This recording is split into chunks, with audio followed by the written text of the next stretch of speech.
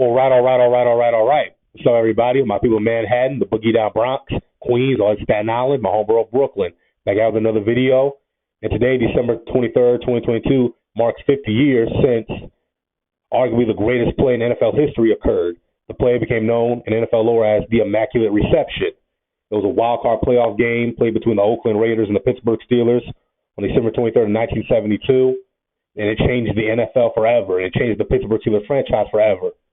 Before we get into this video, I want to send my condolences to the family and friends of one Mr. Franco Harris, who we all know died 2 days ago at the age of 72. You know, he was the man who caught the Immaculate Reception and ran in for the touchdown.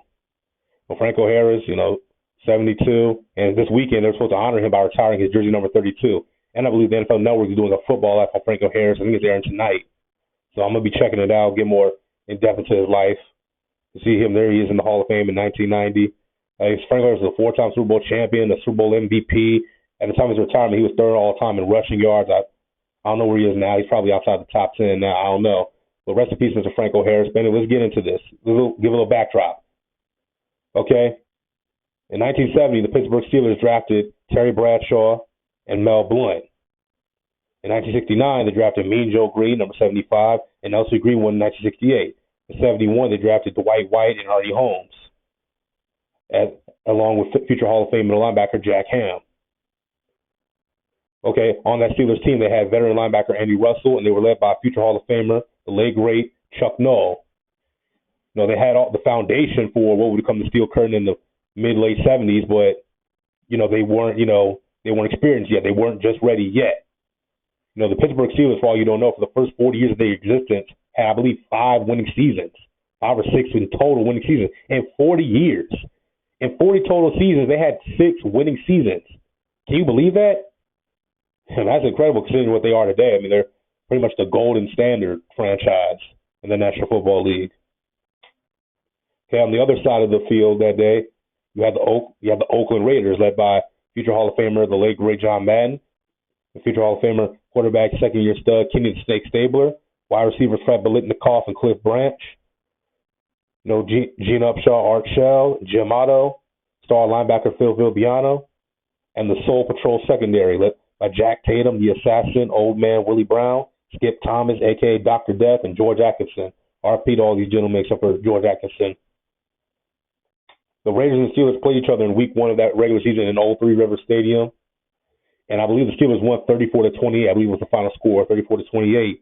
But they met again weeks later on December 23rd, 1972. The score was set. They played each other. The score was 6-0 late in the fourth quarter when Kenny the Snake Stabler ran in a touchdown pass, gave the Raiders the 7-6 lead and seemingly the victory because there were a few seconds left on the clock. Then young stud quarterback Terry Bradshaw evaded some sacks and launched the ball down the field to receiver John Fuqua, who was leveled by the assassin Jack Tatum.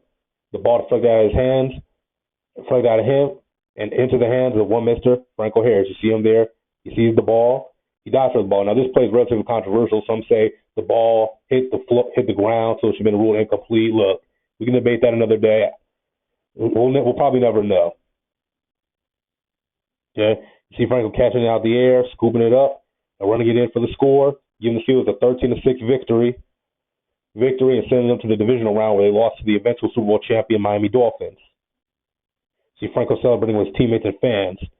Now, I remember watching A Football Life on the Immaculate Reception, and Raiders linebacker Phil Villabiano, he said the reason the refs didn't overturn the call was because the fans rushed the stands, and he'd overturned rushed the field, and if he had reversed that call, that he would have died. Phil Villabiano said if the ref reversed that call, he would have died. So the one reason he didn't overturn it was because I feared his life.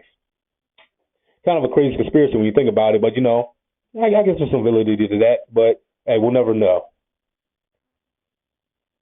Anyway, 2 years later, the Pittsburgh Steelers went to the Super Bowl and won it, and Franco Harris was Super Bowl MVP. They defeated the Minnesota Vikings 16-6. That was the lowest scoring Super Bowl until a couple years ago when the Patriots beat the Rams 13-3. And that play, the Immaculate Reception, lost the Pittsburgh Steelers to the Steel Curtain dynasty of the 70s. When Super Bowl IX, Super Bowl 10, Super Bowl 13, Super Bowl 14, capturing 4 Super Bowl victories in a 6-year stretch. The Pittsburgh Steelers of the 70s are arguably, if not the greatest dynasty in NFL history. I mean, Hall of Famers from the front office to the players.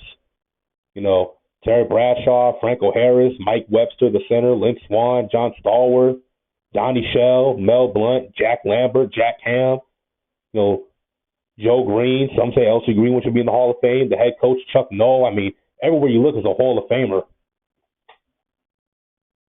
You know, and it wouldn't happen had it not been for Franco Harris. And, of course, they won 2 Super Bowls since the 70s. Super Bowl 40 against Seattle, Super Bowl 43 against Arizona. And none of that would have happened had it not been for this play right here by this man, the late, great Franco Harris.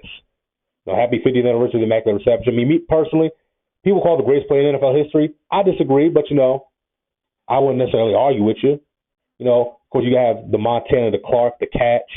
You have the helmet catch, Eli to Tyree. You have so many great plays. You know, the Music City Miracle. So many great plays that happened throughout the NFL's history. You can argue what's the greatest play ever.